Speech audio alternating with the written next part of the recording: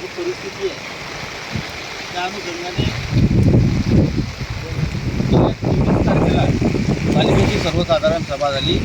त्यामध्ये मी प्रकर्षाने ही समस्या मांडली होती की या गाव नाल्यामध्ये पताळगंगा नदीच्या पात्रात सर्रासपणे येथील व्यावसायिक असतील, हॉटेल चालक असतील, हे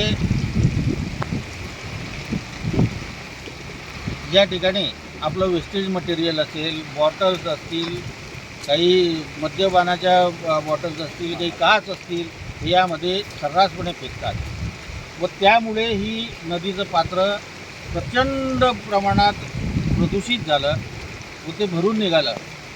या कारणास्तव शहराचा पाणी निचऱ्याचा विषय हा गंभीर होऊ शकतो. त्याकडे सुद्धा पालिकेने लक्ष दिलं नाही. नाले सफाई सुरू असताना त्या कातूरमातूर पद्धतीने नाल्यांची सफाई करण्यात आली आणि त्याचा पाक परिणाम म्हणून आज लोकांना या भीषण समस्येला सामोरे जावं लागत आहे.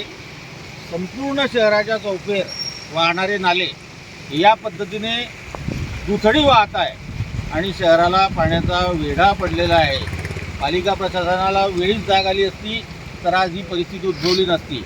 यासह प्रचंड मोठा विषय म्हणजे गावाच्या पेशीवर असलेली नाले हे नगरपालिकेने सरसकट येणे करून दिली. त्या संदर्भात सुद्धा तिथल्या रहिवाशांचा, शहरवासियांचा गेल्या 2 वर्षापासून लढा सुरू आहे. मी गेल्या 6 महिन्यापासून त्याचा पाठपुरावा करत असून जिल्हाधिकाऱ्यांपासून ते नगरपालिकेच्या मुख्याधिकाऱ्यांपर्यंत, जिल्हाधिकारी महोदयांच्या, प्रांताधिकाऱ्यांच्या, तहसीलदारांच्या व नगर परिषदेच्या मुख्याधिकाऱ्यांच्या वारंवार ही बाब लेखी स्वरूपात व सचित्र निदर्शनास आणली. त्या नाले बंद झाल्यामुळे त्या नाल्याच्या नालीमध्ये रूपांतर केलं. नैसर्गिक पाण्याचा प्रवाह बदलता येत नाही हा शासन निर्णय असताना सुद्धा तो प्रवाह बदलण्यात आला नाही, तो बंद करण्यात आला. त्यामुळे हे सारं पाणी, गावाच्या बाहेरचं पाणी या नाल्यांना आलं आणि गावाचा चौफेर पट्ट्यावर झाल्याचं आपणास दिसत आहे. आपण वेळी आतासुद्धा यावेळेला इथे कुठलाही प्रशासनाचा अधिकारी या पूर परिस्थितीवर निदर्शनास आणण्यासाठी किंवा ते पाहण्यासाठी किंवा उपाययोजना करण्यासाठी आत्ताही यावेळेला इथे नाही. ही दुर्दैवाची बाब आहे. शहरवासीय 1-1 मिनिटाप्रती फोन करून आपापल्या समस्या पदाधिकाऱ्यांकडे मांडत आहे. मात्र पदाधिकाऱ्यांनी आता या समस्या मांडायच्या कुणाकडे हा मोठा एक प्रश्न आहे. गावाचं कब्रस्तान, समाजाचा अस्मितेचा विषय असलेल्या कब्रस्तानमध्ये कमरेच्या वर पाणी आज त्या ठिकाणी झालेलं आहे.